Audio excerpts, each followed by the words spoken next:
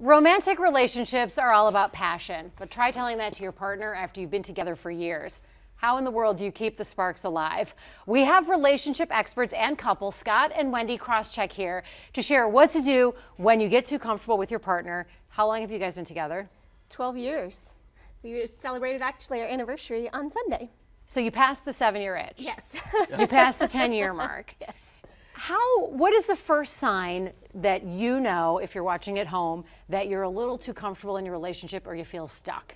A big change for us has been having a child. So we now have a child at home in our 12 years of marriage, and that's changed everything, but it's also helped me to understand when you're stuck or too comfortable.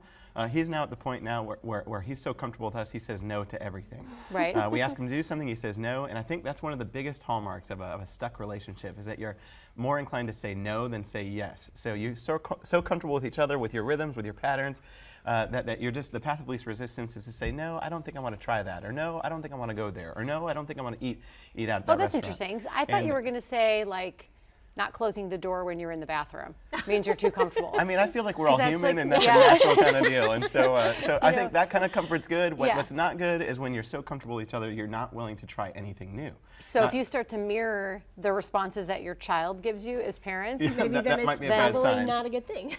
so to keep the sparks alive, do you say yes to everything? I think you got to say yes, at least start with once a month. And I know I just talked over you, so now I No, feel like it's I'm in a really- relationship. So this could be bad. But you know what? You paused and you gave her eye contact.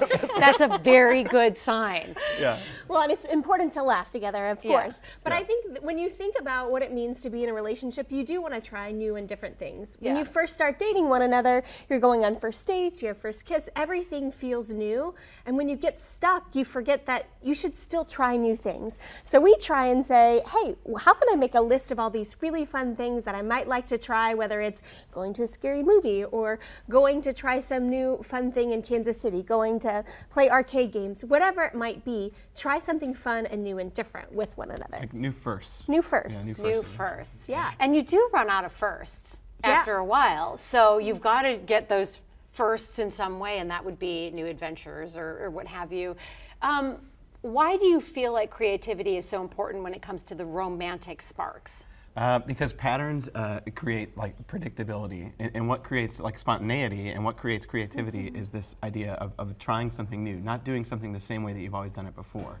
And that's really challenging. You can get really creative with what I'm about to say, but it's doing things in a different kind of way. That begins with couples who are stuck by making different decisions. Like you would go out to see a movie, go to a different movie theater. You're driving to soccer practice, take a different route. Oh, Because what really? you do in those kinds of moments is you surround yourself with different kinds of inputs, different kinds of experiences, and you start small, and then you can get bigger when you begin thinking about what creativity looks like, you know, as you get further and deeper into the, I guess, the guts of the relationship. But it's trying to be willing and to be open to always doing something in a different kind of way. And something as simple as taking a different route somewhere could reignite romantic sparks? Because it creates another new adventure.